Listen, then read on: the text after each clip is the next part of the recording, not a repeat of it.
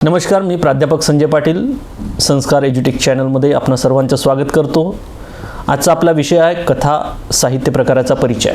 इयत्ता 12वीच्या विद्यार्थ्यांसाठी अभ्यासक्रमात हा विषय देण्यात आलेला आहे।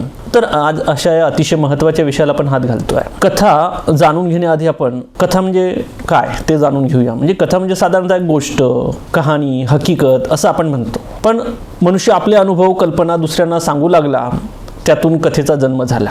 कथ म्हणजे सांगणे होतं, निवेदन करणे। या धातूपासून कथा हा शब्द तयार झाला। श्रवणातून, गोष्टीतून मनोरंजन घडत असतं, अप्रत्यक्षपणे आपल्याला बोध दिला जातो, अशी साधारणतः कथा असते। मग याची एक व्याख्या आपण करू शकतो। तर कथा म्हणजे एका विशिष्ट स्थल, काल, पात्रांच्या परस्पर संबंधातून घडलेल्या घटनांचे एखाद्या विशिष्ट हेतूने केलेले उत्कंठावर्धक चित्रण। मग केवळ प्रसंग किंवा व्यक्तीचे वर्णन म्हणजे कथा होत नाही। त्यात पात्रे, प्रसंग, संघर्ष, गुंतागुंत, वातावरण आणि विचार यांचे सुसंघटित प्रकटीकरण असतं। गद्य स्वरूपात लिहिलेली अशी ही साहित्यकृती जी कल्पनेवर आधारित असून मानवी जीवनातील अनुभव, भावना, घटना यांचं ती वर्णन करत असते। यात पात्र असतात, कथानक असतं, संवाद असतं, वातावरण निर्मिती असते। तर या कथेची आपण एक पूर्वपीठिका जाणून घेऊया। म्हणजे कथा साधारणतः कधीपासून बोलली जाते। तसं तर बघायला गेलं तर आपण बालपणी आजीच्या तोंडून कथा ऐकत आलोय आणि अशा असंख्य कथा ज्या आपल्या स्मरणात असतीलही। पण या कथेचं लिखित स्वरूपात रूपांतर कधी झालं, कधीपासून कथा लिहिली जाऊ लागली? तर इतिहास जर बघायला गेलो तर त्यात एक नाव आपल्या समोर येतं, ते म्हणजे हरिनारायण आपटे। 1890च्या सुमारास हरिनारायण आपटे यांच्या करमणूक या साप्ताहिकातून त्यांच्या काही स्फुट कथांचं लेखन त्यांनी केलं आणि त्याच पुढे नवीन स्वरूप धारण करत कथा झाल्या। दैनंदिन जीवनाशी संबंधित साध्या व हृदयस्पर्शी कथा पहिल्याने लिहिल्या गेल्या। पुढे त्याचा आशय आणि अभिव्यक्ती यात बदल होत गेला। जसं ग्रामीण कथा झाली, दलित कथा आहे, यांनी वाङ्मय समृद्ध होत गेलं। म्हणजे ग्रामीण जीवनातल्या समस्यांवर आधारित असेल, त्यांच्या जीवनानुभवावर आधारित असेल, अशा प्रकारच्या कथा येत गेल्या। पुढे स्त्रियांच्या विषयावर कथा आल्या। स्त्री शिक्षणामुळे स्त्रीचे अनुभव कथेच्या माध्यमातून व्यक्त होऊ लागले। असं करत कथा आजच्या पर्यंत येऊन पोचली। या कथेचे काही घटक आपण बघू शकतो। त्यातले प्रमुख घटक आपण जाणून घेऊया। त्यातला पहिला घटक आपण जाणूया तो म्हणजे कथाबीज। कुठल्याही गोष्टीसाठी, आता एखादं झाड उगवण्यासाठी बीज आवश्यक असतं, तसं कथेचं एक बीज म्हणजे मूळ घटना, जी वास्तवाचे किंवा कल्पनेचं मिश्रण असू शकते। तर कथाबीज खूप महत्त्वाचं आहे। तिथूनच कथेच्या निर्मितीला सुरुवात होते। मग आकार घेतं कथानक, ज्यात घटना, प्रसंग, पात्रांच्या कृतींची गुंफण असते। यात प्रवाही पण असतं। कथा एका जागेवर थांबलेली नसते, ती चालत असते। प्रवाही पण त्याच्यात असतं। त्यात महत्त्वाचा घटक पुढे येतो तो म्हणजे पात्रचित्रण। पात्र ही खूप महत्त्वाची असते।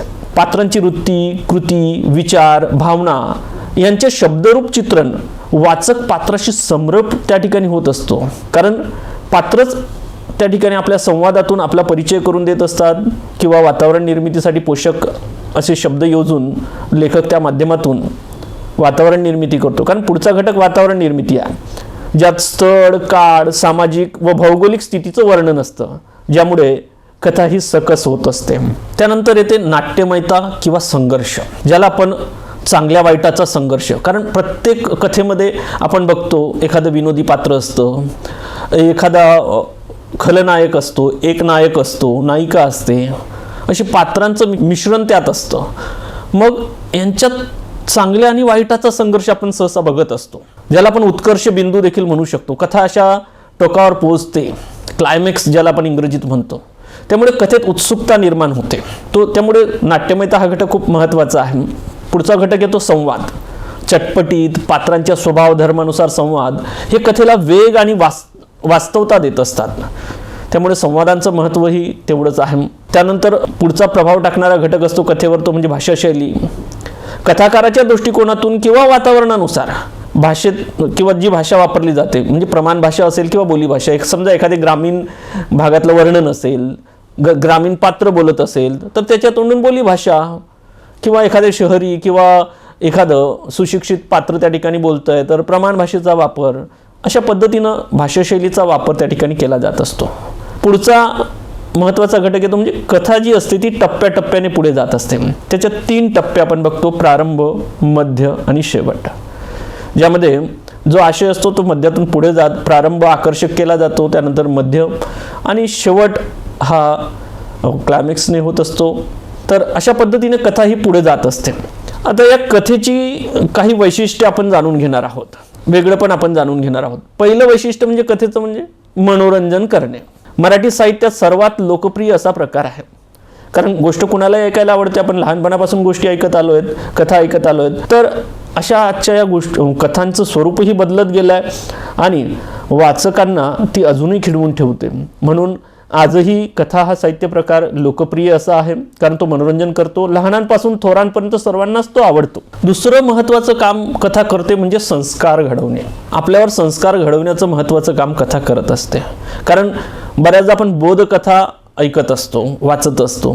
बोधकथेतून आपल्यावर संस्कार घडवण्याचा प्रयत्न केलेला असतो. कथेच्या माध्यमातून आपल्यावर मूल्यांची पेरणी केली जात असते. सत्य, समता ही जी मूल्य आहेत ती आपल्यात रुजवण्याचा प्रयत्न केला जात असतो. पुढचं वैशिष्ट्य, कथा ही उत्कंठा वाढवते. उत्कंठा म्हणजे सस्पेन्स. आपल्याला पुढे काय होणार ही उत्सुकता शेवटपर्यंत आपल्यात टिकून राहते. उदाहरणार्थ इयत्ता 12वीच्या पुस्तकात जी शोध ही कथा आलेली आहे वपू काळेंची, तर या कथेमध्ये 1 रुपयाच्या नोटेचा शोध घेतला जातो.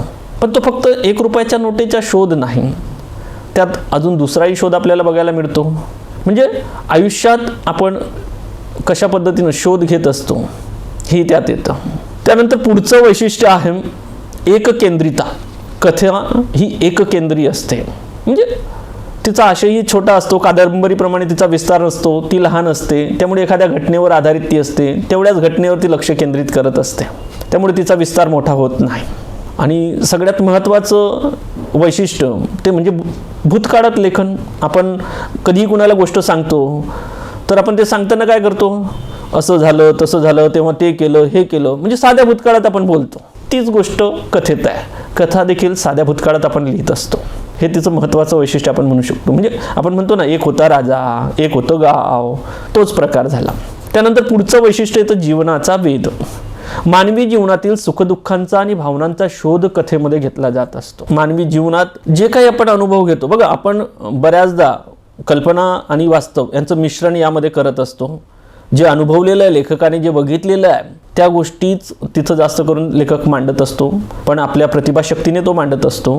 त्यामुळे जीवनाचा वेध घेणारी कथा आहे. जीवनातली सुख दुःख विविध प्रसंग वेगवेगळ्या पद्धतीने लेखक आपल्यासमोर मांडत असतो. पुढचं वैशिष्ट्य आहे श्रवणीयता. कथा ही श्रवणीय असते, कारण ते सांगताही येते, ऐकताही येते. त्यामुळे ते ऐकायला गोड वाटते. जरी कुणी वाचून दाखवली तरी आपल्याला ऐकायला आवडेल. तर आजच्या भागात आपण एवढंच घेऊया. पुढच्या भागामध्ये आपण कथेचं सादरीकरण वगैरे कसं करतात ते आपण नक्की बघू.